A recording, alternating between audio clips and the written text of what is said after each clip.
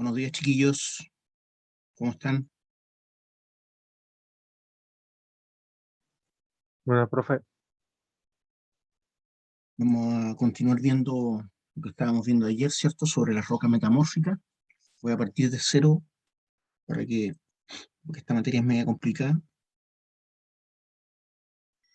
Entonces, las rocas metamórficas son las rocas que son transformadas porque se rompe el equilibrio de presión y temperatura que las originó, ya sea por mayor profundidad en que están las rocas.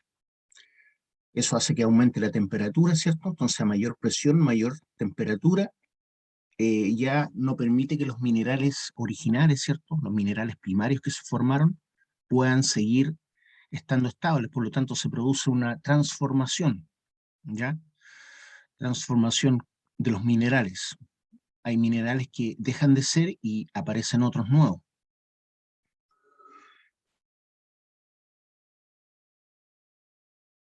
Lo que es el metamorfismo es un cambio de forma o proceso geológico interno en un sistema cerrado, mediante el cual las rocas sufren una serie de transformaciones en estado sólido, debido al aumento de presión y temperaturas elevadas, y también la presencia de fluidos químicamente activos, ¿ya? Como pueden ser los fluidos hidrotermales. Como resultado de la adaptación a unas nuevas condiciones ambientales que son diferentes de las existentes durante el periodo de formación de la roca, se produce el metamorfismo. El resultado es una roca diferente en textura y composición mineral de la original, que podía ser cualquiera de los tres tipos fundamentales. O sea, la roca original puede ser una roca sedimentaria, puede ser una roca ígnea o una roca incluso metamórfica. Las rocas metamórficas pueden formarse debido a tres factores metamórficos: la temperatura, la presión y la actividad química. Cuando hablamos de temperatura, la temperatura proporciona la energía que producen los cambios químicos que resultan en la cristalización de los minerales. Hablamos del gradiente geotérmico, ¿cierto? Que en la medida que yo voy profundizando el macizo rocoso desde la superficie, va aumentando la temperatura. Estamos hablando que el gradiente geotérmico puede aumentar la roca en profundidad entre 20 a 30 grados por cada 100 kilómetros. La presión es el esfuerzo ejercido por toda la carga que existe por encima de las rocas, ¿cierto? Por lo tanto, si una roca está bajo la cordillera, obviamente tiene mayor carga, mayor carga. La actividad química. Los fluidos químicamente activos potencian los procesos metamórficos, como por ejemplo el agua. El agua potencia, si hay agua en el medio donde se está produciendo el metamorfismo, potencia, ¿cierto?, los procesos metamórficos, porque el agua ayuda a que los iones se desplacen de manera más rápida.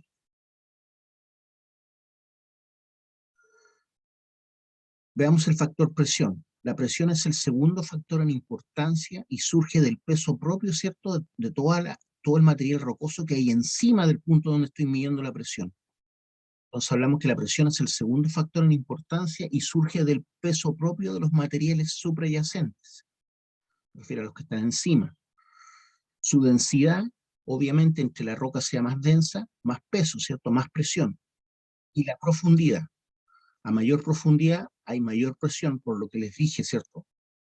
Cuando dijimos que la presión lidostática se mide igual que la presión eh, hidrostática, o sea, necesito el peso específico de la roca y la profundidad. Entonces, a mayor profundidad, obviamente, mayor presión. Y a mayor peso específico también hay mayor presión. Como hay varios tipos de roca que están encima mío, se debe obtener el peso específico medio, ¿cierto? Que va a estar en función del peso específico de cada estrato y, obviamente, de su espesor. Por lo tanto, se considera la presión litostática y la presión de fluido y confinamiento. La presión de fluido tiene que ver con los líquidos que puedan haber en el área donde estamos midiendo la presión, como el agua. La presión de fluido aumenta, ¿cierto?, la presión porque se suma a la presión litostática. Entonces, tanto la presión litostática como la presión de fluido y confinamiento actúa principalmente sobre los materiales permeables, la presión de fluido, obviamente, y de alta porosidad. La presión de fluido sumada a la presión litostática resulta en la presión de confinamiento. Finalmente, la presión de confinamiento es la presión suma, ¿cierto?, de la presión de fluido y la presión litostática. La presión de fluido tiene que ver con la presión que genera el agua al interior del macizo rocoso, que también es sometida a una alta presión, ¿cierto? Entonces tiende a salir de los poros. Y eso aumenta la presión que ya está generando la presión litostática, o sea, la que se debe a la altura de columna de mineral. La presión litostática se genera de la carga de los materiales en el interior de la corteza y se ejerce en todas las direcciones. Tal como les expliqué ayer, la presión litostática es equivalente, en el sentido que es en todas las direcciones, a la presión hidrostática, ¿ya? O sea, mayor profundidad en el mar, mayor presión, pero esa presión es en todas las direcciones, ¿ya? Sobre un punto determinado. Lo mismo la presión litostática. Ejemplo, para una pila rocosa o una columna de mineral de 1 kilómetro de potencia, el granito ejerce una presión de carga de 264 bar, ya sabemos, en todas las direcciones. El basalto ejerce una presión de carga de 294 bar. Para que tengan una idea, un bar es equivalente más o menos a una atmósfera de presión. O sea, 1 kilómetro bajo la tierra hay una presión equivalente a 264 atmósferas en el granito, 294 atmósferas aproximadamente en el basalto. ¿Qué indica eso? ¿Cuál será más denso, el granito o el basalto, de acuerdo a lo que estamos leyendo? Guillo, ¿cuál roca es más densa, el basalto o el granito, de acuerdo a lo que estamos leyendo? Basalto. El basalto, ¿cierto? El agua ejerce una presión de carga de 98 bares, o sea, 1 kilómetro de profundidad en el mar. Tengo una carga, ¿cierto?, de presión hidrostática equivalente a 98 bar. Es altísima igual, ¿cierto? Por eso los submarinos no pueden llegar a 1 kilómetro de profundidad si no explotarían, pero hay equipos especiales, ¿cierto?, para medir o detectar las condiciones bajo el mar que pueden llegar a profundidades incluso mayores, ¿ya? Equipo con forma esférica para poder soportar, ¿cierto?, esa enorme presión de 98 bares, por ejemplo, a 1 kilómetro en el mar. Ahí se suma la presión atmosférica con la presión hidrostática en el mar, ¿ya? Lo mismo ocurre con el macizo rocoso, se suma la presión atmosférica a la presión que genera la roca en profundidad.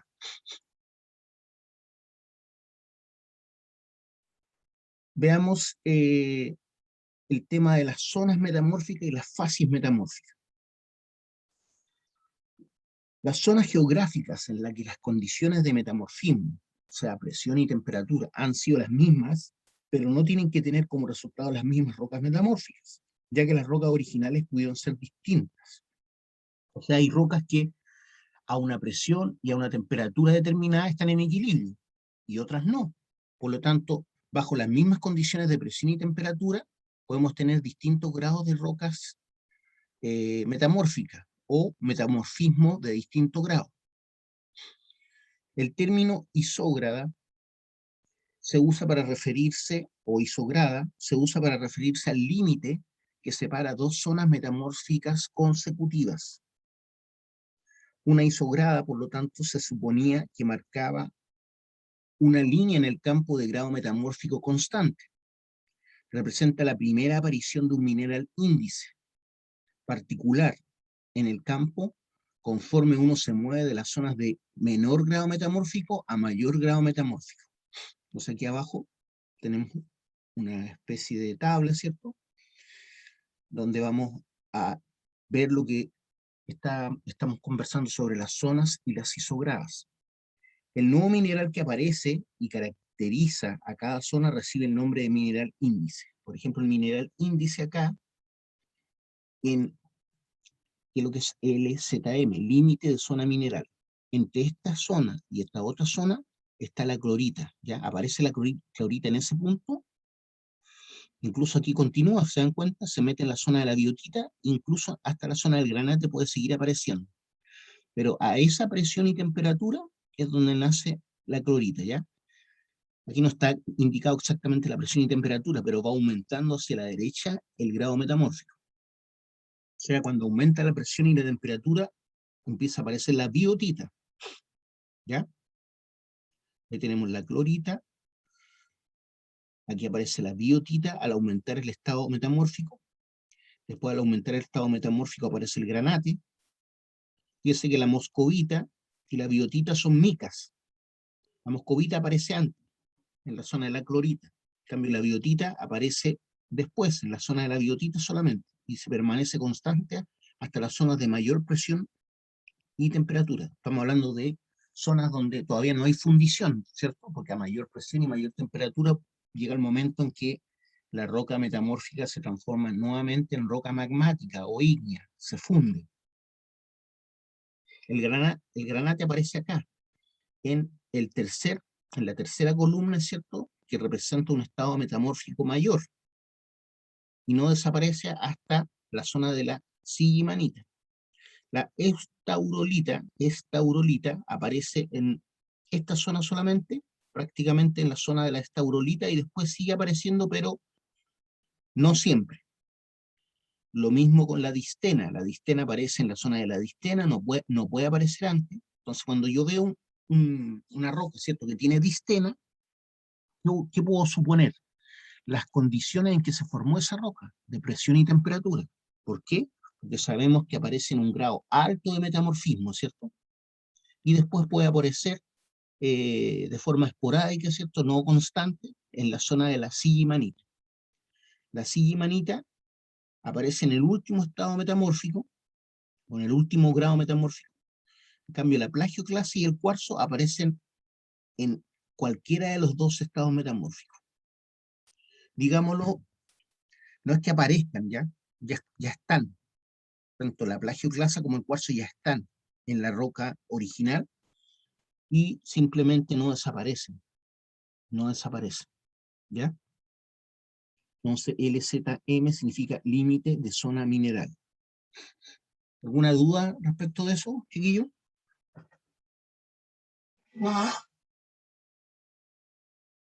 Profe, ¿cómo a cuánta temperatura está ya al final? Eh, Hasta antes de la temperatura de fusión, o sea, antes de los 1000 grados Celsius, más o menos. Antes de los 1000 grados Celsius. Porque la lava tiene sobre 1000 grados Celsius.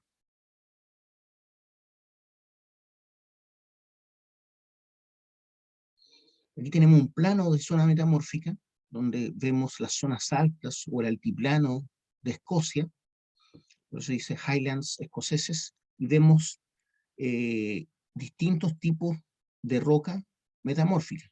Por ejemplo, en esta parte verde vemos la zona primaria de metamorfismo, ¿cierto? Después en la zona naranja vemos la zona secundaria de metamorfismo. Va aumentando el grado metamórfico hacia la derecha, ¿se dan cuenta? Clorita, biotita, después aparece el granate, después aparece la distena, y después aparece la zona de sillaminita. ¿Qué significa esto? Yo tengo rocas estoy mirando esto de esta forma, mírense. Voy a salir de acá, voy a dibujarlas mejor.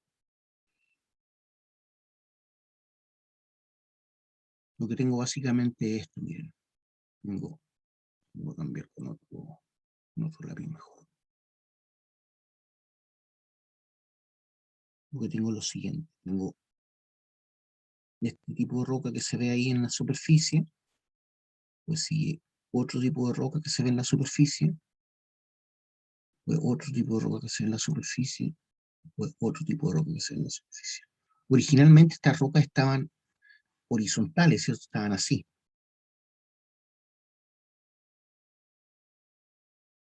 Pero debido al tectonismo, ¿cierto? Se levantaron, hay una zona de contacto tectónica. Entonces, lo que ocurrió es que aparece primero la zona de la clorita, ¿cierto? La dibujaron como verde.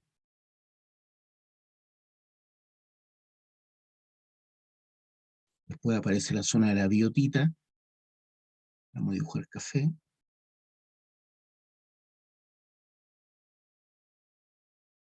Y después aparece la zona del granate.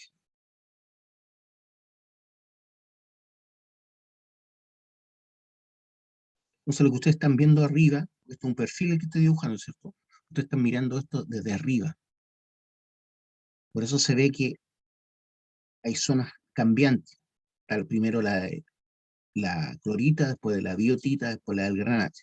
Originalmente, ¿cierto? Tenemos que la zona de la clorita es la que está más cerca de la superficie, de menor presión y temperatura, o la que estaba más lejos, puede ser también, puede ser la que estaba más lejos de un magma que hizo subir de temperatura todas estas capas. Después viene la zona de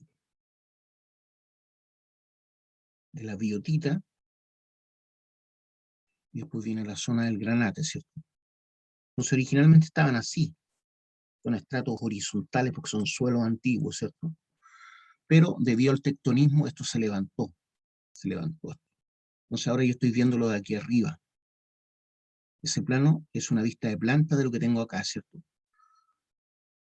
Y aquí atrás, no me acuerdo cuál venía después de del granate, pero tenemos esta zona que es de mayor metamorfismo, ¿ya? Aquí continúa esta zona que está acá, ¿cierto? No sé si entienden lo que estamos hablando.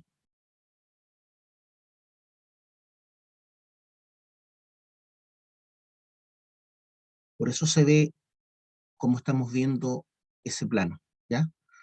¿Por qué? Porque todos estos suelos se levantaron. Entonces tenemos la zona de la biotita, después viene, perdón, la zona de la clorita, después la zona de la biotita, ¿cierto? Después la zona del granate, después la zona de la distena, y al final, ¿cierto? La zona de la sillaminita, y sillimanita, esta, sillimanita. Entonces, eso es lo que estamos viendo, o sea, suelos que se levantaron, que originalmente estaban eh, horizontales, horizontales. O sea, se ve que hay una formación de altiplano, pero a partir de suelos que estaban originalmente de forma horizontal, ¿ya? Aquí también tenemos una falla importante, dice falla Glen, gran falla Glen, y aquí hay otra. Las fallas ayudan también al metamorfismo, ¿cierto? Son zonas de contacto que están bajo un roce, ¿cierto? Y ese roce genera calor. Entonces aquí vemos que esta parte de acá se está moviendo hacia abajo, esta parte se está moviendo, digamos, una se está moviendo hacia el sur y otra hacia el norte. El norte está arriba, ¿ven? Una se está moviendo hacia el norte y otra hacia el sur. Se ve por eso, simplemente por el corte que hay entre las zonas de roca, ¿ya? ¿Alguna pregunta, alguna duda de lo que estamos viendo?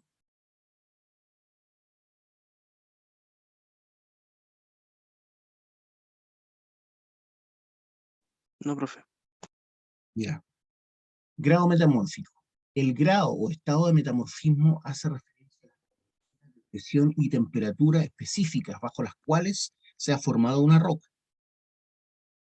Así se habla de metamorfismo de grado bajo y presión media, o de grado alto y presión alta. Entonces aquí tenemos un gráfico, ¿cierto?, que nos muestra los distintos estados de metamorfismo. Grado muy bajo, grado medio, grado alto, grado muy alto.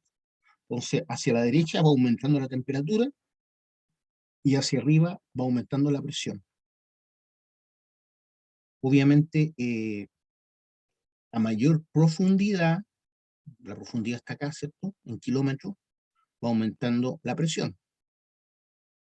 Entonces aquí tenemos las facies. Estas son las facies. Cada una de estas áreas es una facie. Esta es una área, una facie. Esta es otra área, una facie. Entonces voy a pintarlos para que se entienda lo que estamos hablando. Entonces vamos a dibujar, perdón.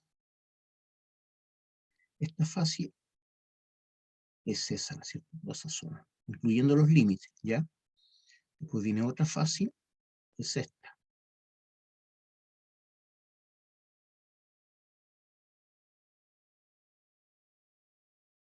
Después tenemos otra facie, ¿cierto? Vendría siendo esta. Y así sucesivamente. Entonces, cada una de estas representa una zona donde se forman cierto tipo de rocas metamórficas. El grado de metamorfismo está aumentando hacia la derecha y hacia arriba, ¿ya? Significa que en cualquiera de estos puntos que está en esta zona, ahí voy a encontrar más o menos los mismos tipos de rocas metamórficas o grados de metamorfismo. Lo mismo acá, ¿cierto? Ahí voy a encontrar otro tipo de grado metamórfico, por lo tanto otro tipo de roca metamórfica, que está en equilibrio en estos márgenes. ¿De qué? De temperatura y de presión, ¿ya? Y que generalmente se encuentra si encuentro este grado medio, ¿cierto? Yo voy a suponer que se formó entre los 10 kilómetros y casi los 40 kilómetros, ¿cierto? Puede que esté en superficie, pero sé que se formó a partir entre los 10 y los 40 kilómetros aproximadamente. Si encuentro este tipo de roca metamórfica, o grado metamórfico, que genera tipos de roca, sé que se formó a partir del kilómetro más o menos 5, ¿cierto? Hasta el kilómetro más o menos 30. Bajo las temperaturas de 370 a unos 530, ¿cierto? 370 a unos 530 grados de temperatura. Lo mismo en cada una de estas zonas, ¿ya? Entonces el grado muy alto de metamorfismo, que lo podemos representar con otro color,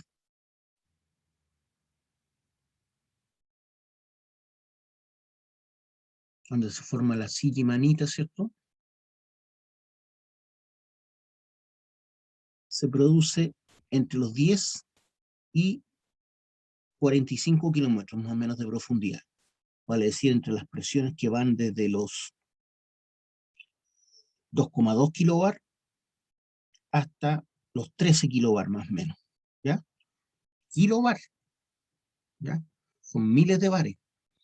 No estamos hablando de a partir de los 2,5 mil bares, los 2.500 bares, ¿cierto? Hasta los 11.600 bares, 11.600 bares, más o menos.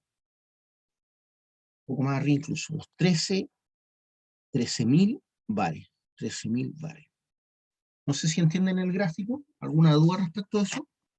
De lo que son las fases metamórficas.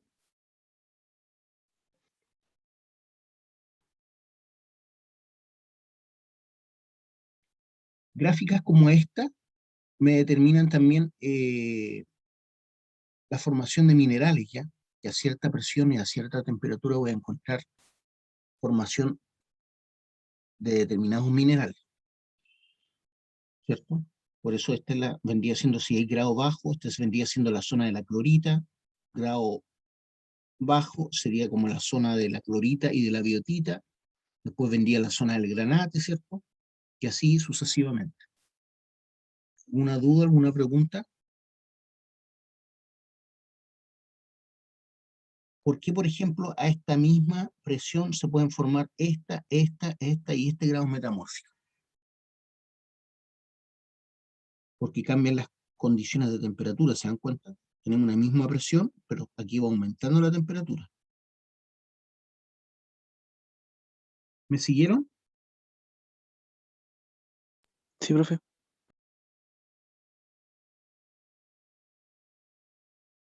Facies metamórficas, conjunto de rocas caracterizadas por haberse formado en las mismas condiciones de presión y temperatura.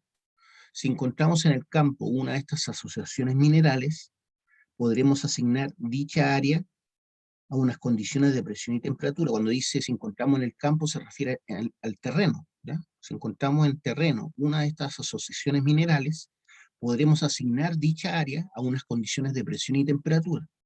Por ejemplo, si encontramos la sillimanita, ya sabemos que se formó a una gran temperatura y a una presión de media a alta. Y a la inversa, sirve para conocer el rango de presión y temperatura y determinar los minerales que caracterizan a cada fase. Ejemplo, fase de presión moderada y temperatura de media a alta. Incluye las fases de esquistos verdes, anfibolitas, granulitas y engloba la mayor parte de las rocas metamórficas más comunes. Eso ocurre en la fase de presión moderada y temperatura de media a alta. ¿Ya?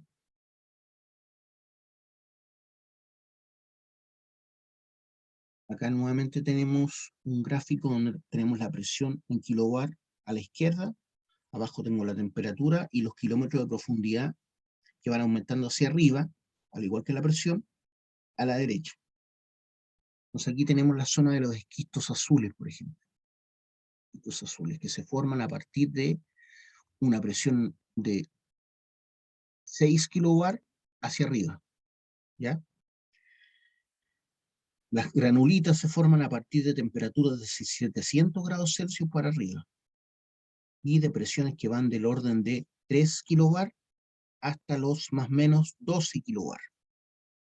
Y aquí podemos encontrar tanto esquistos azules como esquistos verdes, ¿cierto? Anfibolitas, enclogitas, granulitas, encoglitas, porque es una zona de transición. O sea, no es que uno cruce una cierta temperatura o una cierta presión y inmediatamente se produzca los otros minerales. Aquí tenemos de ambos, ¿ya? Tenemos esquistos azules, esquistos verdes, ecloglitas, esquistos azules en esta zona, ¿cierto? Entre esta zona y esta zona tenemos anfibolitas y también ecloglitas, y entre esa zona y esta tenemos granulitas, ¿cierto? Y también ecloglitas. Esta zona, al principio de la zona de la diagénesis, o sea, donde se forman las rocas sedimentarias, que se producen entre los 100 y 200 grados Celsius, y presiones que van de 0 a 6 kilobar. Entonces, una vez que se supera ese límite, se empiezan a transformar estas rocas sedimentarias en rocas metamórficas. Eso es lo que me está mostrando la gráfica. Entonces, esta es la distribución de las diferentes fases metamórficas sobre un diagrama de presión y temperatura. Los límites entre fases no son abruptos y se muestran aquí como zonas blancas, ¿cierto? O zonas de transición. Las asociaciones minerales que se desarrollan son intermedias. Las asociaciones minerales que se desarrollan son intermedias.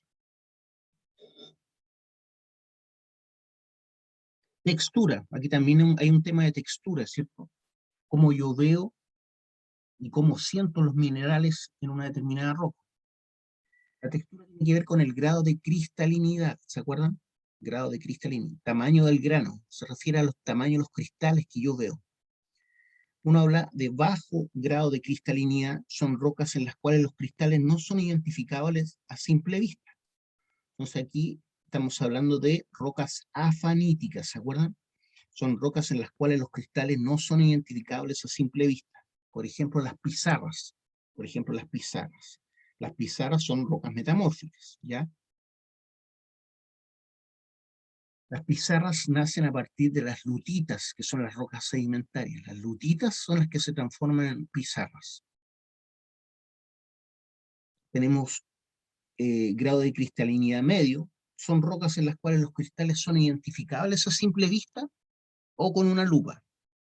Por ejemplo, el esquisto. El esquisto micacio es una roca metamórfica. En la zona costera, por ejemplo, de Duao e Iloca, todas esas rocas que hay son esquistos micacios. Esquistos micacios. Es una roca metamórfica. Cuando tenemos alto grado de metamorfismo, son rocas en las cuales los cristales, ¿cierto? Perdón. Cuando tengo alto grado de cristales, o un tamaño grande de cristales, eso es lo que quise decir. Cuando tengo un grado de cristalinidad alto, son rocas en las cuales los cristales han alcanzado un tamaño notable, ¿ya? Son rocas en las cuales los cristales han alcanzado un tamaño notable. Entonces ahí podemos hablar, por ejemplo, de un tipo de roca que se llama gneiss. Gneiss. Y así. Una típica roca metamórfica, donde los cristales son grandes y se ven a simple vista, y los puedo identificar.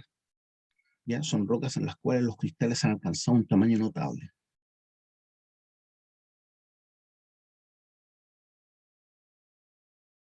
Forma y distribución de tamaños de los cristales. Forma y distribución de tamaños de los cristales. Hablamos de granoblástica. El tamaño de todos los cristales es parecido y forman un mosaico de granos con tendencia al empaquetado hexagonal. Suele ser característica de las rocas metamórficas monominerales, o sea, donde no hay muchos minerales. Básicamente hay un solo mineral, en este caso el cuarzo. Entonces tenemos las cuarcitas que aparecen de las areniscas, ¿ya? Las areniscas, que son arena prensada, ¿cierto? Acuérdense que primero se forman las rocas sedimentarias. Las areniscas son rocas sedimentarias que se transforman en cuarcitas, ¿ya? Y las cuarcitas son granoblásticas. ¿Qué significa eso? Que el tamaño de todos los cristales es parecido y forman un mosaico de granos con tendencia al empaquetado hexagonal. Suele ser característica de las rocas metamórficas monominerales. Un ejemplo de eso son las cuarcitas y el mármol. Las cuarcitas y el mármol. El mármol básicamente es carbonato de calcio, pero sometido a muy altas presiones y temperaturas. Así se forma el mármol. Y también las cornianas, es decir, de rocas metamórficas que se formaron bajo condiciones estáticas, o sea, no cambiantes. Después tenemos la forma y distribución de tamaños lepidoblástica. Está definida un apilamiento de minerales planares, lepidoblástica, ¿ya? Está definida por un apilamiento de minerales planares, o sea, esos que son exfoliables, como la biotita y la moscovita, las micas, los cuales están orientados de forma que sus caras planares son paralelas entre sí. Nosotros estamos hablando de cristales tipo planos, ¿ya? Suele ser característica de las rocas metamórficas micáceas, como le dije yo, el esquisto micáceo, las micasitas y algunos gneiss. ¿Ya? Esa es la zona o la forma de distribución lepidoblástica. Después viene la forma de distribución nematoblástica. Nematoblástica es similar a la lepidoblástica, solo que en este caso el apilamiento no es de minerales con hábito planar, sino acicular. Hablamos de minerales aciculares cuando tienden a formar como radios, ¿ya? Entonces los minerales están ubicados de esta forma. Son planares, pero tienden a formar radios, ¿ya? Esa es la forma acicular, el hábito acicular. En cambio, el hábito planar, los minerales tienden a formarse de esta forma, ¿ya? Como los esquistos. Pueden estar hacia arriba todos, pero están todos más o menos en la misma dirección. No acá, ¿cierto? Aquí tienden a formar como radios. Ese es el que le estoy hablando de la forma y distribución nematoblástica. Es similar a la lepidoblástica, solo que en este caso el apilamiento no es de minerales con hábito planar, sino acicular, o sea, de esta forma. Suele ser característica de las anfibolitas. Después tenemos la forma de distribución porfidoblástica, cuando se observa una serie de cristales de gran tamaño, porfidoblastos, englobados en una matriz compuesta por granos de un tamaño sensiblemente menor. Es parecida a la palabra porfírica, ¿se acuerdan? Cuando habían cristales a simple vista y otros no tan visibles. La fanerítica es cuando teníamos todos los cristales grandes, a simple vista visibles. En cambio, la porfírica era cuando teníamos cristales visibles y otros no visibles. Por eso parecía la palabra, porfidoblástica. Cuando se observa una serie de cristales de gran tamaño, porfidoblastos englobados en una matriz compuesta de granos de un tamaño sensiblemente menor. Es decir, existen dos poblaciones distintas de cristales, cristales grandes y cristales pequeños. Generalmente los porfidoblastos son minerales índice, o sea, los minerales más grandes son minerales índice. ¿Por qué? Porque se tienden a formar bajo esas condiciones y presión. Y como se mantuvieron durante un tiempo largo, prolongado, esas mismas condiciones de presión y temperatura, se pueden formar esos porfidoblastos, que no indican las condiciones, perdón, que no se indican las condiciones que se alcanzaron durante el metamorfismo de presión y temperatura, que nos indican las condiciones que se alcanzaron durante el metamorfismo, dependiendo el mineral índice, obviamente. Si tengo un granate, por ejemplo, como porfidoblasto, sabré que estoy bajo condiciones medias, tanto de presión y temperatura. Por consiguiente, es muy importante la identificación de esos porfidoblastos. ¿Por qué? Porque son minerales índices que me indican a qué temperatura y presión se formó ese tipo de roca metamórfica.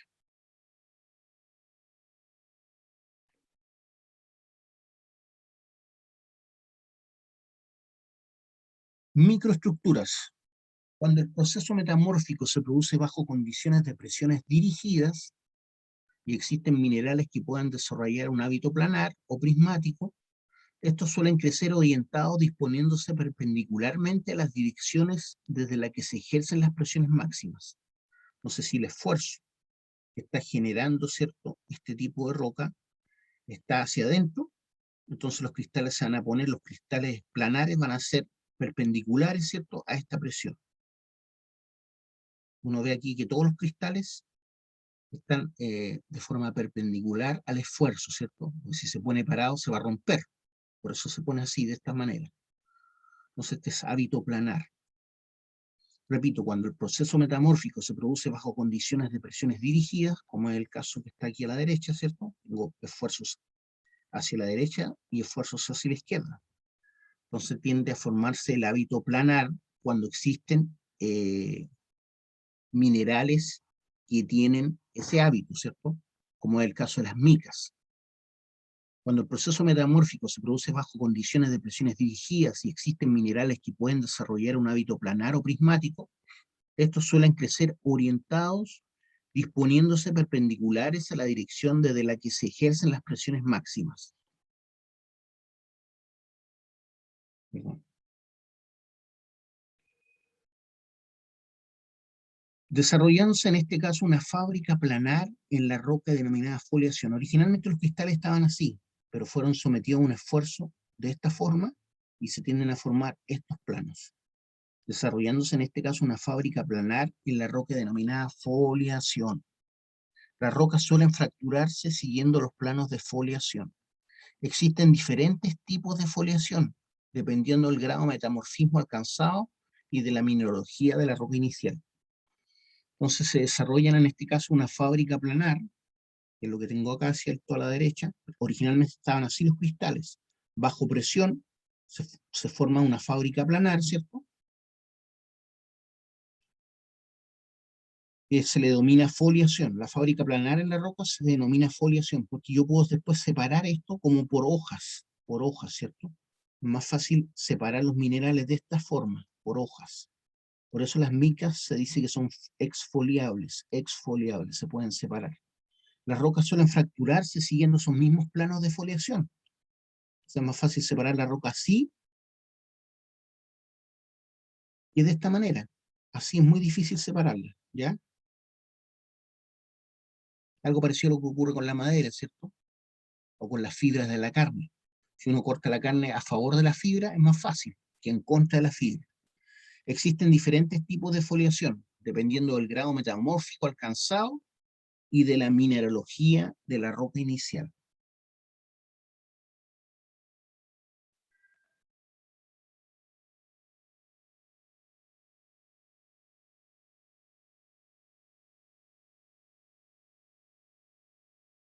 Entonces aquí tenemos como un resumen, ¿cierto?, de las microestructuras que se forman en las rocas metamórficas.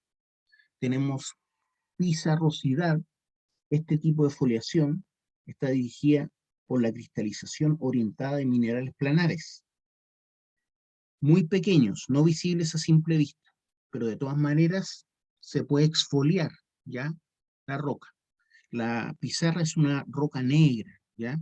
Una roca negra, que se forma a partir de la roca sedimentaria lutita.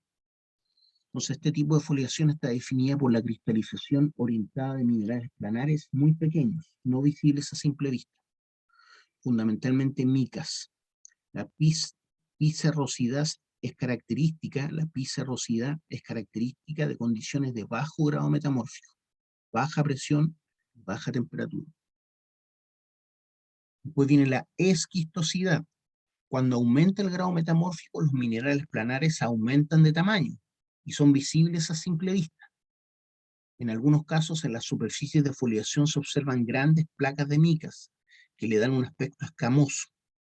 La esquistosidad es característica de condiciones de grado metamórfico medio a alto. Entonces, dependiendo del grado metamórfico, primero se forman las pizarras y después se forman los esquistos, ¿cierto? A mayor grado metamórfico, o sea, a mayor temperatura y presión. Después viene el bandeado gneisico, ¿ya? Cuando se forman la roca llamada gneiss, que forma bandas de colores distintos, ¿ya? Durante el metamorfismo en grado alto, las migraciones iónicas pueden ser lo suficientemente grandes para causar, además de la orientación de los minerales con hábito planar, la segregación de minerales en capas. Estas segregaciones producen bandas de minerales claros y bandas de minerales oscuros, que confieren a las rocas metamórficas un aspecto bandeado muy característico. Así es el gneiss. Repito, durante el metamorfismo en grado alto, las migraciones iónicas pueden ser lo suficientemente grandes como para causar, además de la orientación de los minerales con hábito planar, la segregación de minerales en capas. Estas segregaciones producen bandas de minerales claros y oscuros que confieren a las rocas metamórficas un aspecto bandeado, muy característico del gneiss. La esquistosidad de cronulación se presenta en los grados más altos, ¿cierto? Se presenta cuando hay una esquistosidad previa, como el caso del esquisto micáceo, y sufre una deformación que da lugar a micropliegues. Los micropliegues dan estructuras diferentes si se unen los flancos. Eso sería en el grado más alto metamórfico. Esquistosidad de cronulación. Se presenta cuando hay una esquistosidad previa, como el caso de acá arriba, ¿cierto? Donde tengo esquistos micáceos, y sufre una deformación que da lugar a micropliegues. O sea, cambiaron las condiciones, pasaron de esquistosidad a esquistosidad de cronulación. ¿Por qué? Porque aumentó el grado de presión y temperatura, ya sea por la cercanía de un magma o porque fueron profundizando. Se presenta cuando hay una esquistosidad previa y sufre una deformación que da lugar a micropliegues. Los micropliegues dan estructuras diferentes y se unen los flancos. Ya, chiquillos, por hoy lo vamos a dejar hasta acá. ¿Me recuerdan cuándo es la prueba? ¿Se acuerdan? ¿Cuándo tenemos la prueba? ¿Vieron la fecha? Jóvenes, Por lo No, menos profe, yo no la he no visto. recuerdo, profe. ¿cómo? ¿Quién No se la, acuerda? no la he visto. Ya. Y entonces la próxima semana, el 2 de noviembre, tenemos la prueba.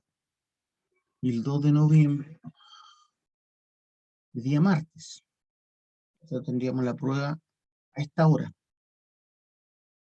El 2 de noviembre, tengo hora al médico, ¿ya? Día martes. Hora de clase voy a estar en el médico, pero como la prueba queda, la dejo yo en el aula, no hay ningún problema. Si ustedes la hacen como siempre, ¿ya? Va a estar abierta en este horario de clase, o sea, a partir de las 11. Ya, chiquillos, nos vemos en la próxima clase, entonces.